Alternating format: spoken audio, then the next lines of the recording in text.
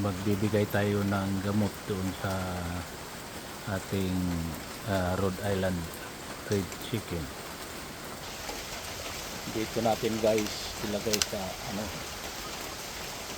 sa inuman nila.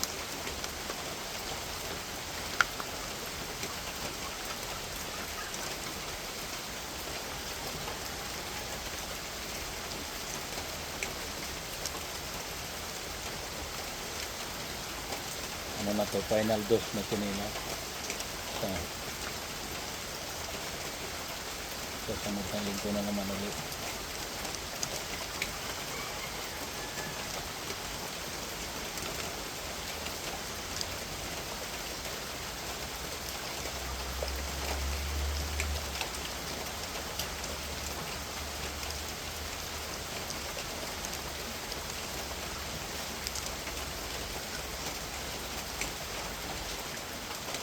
Ganito na ang kulay guys pagka nalagyan na ng tubig.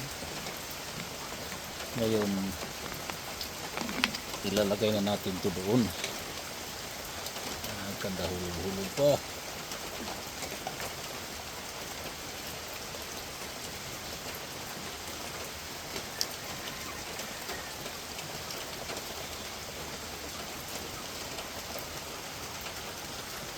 Ayan na guys, nakalambiti na yung gamot nila.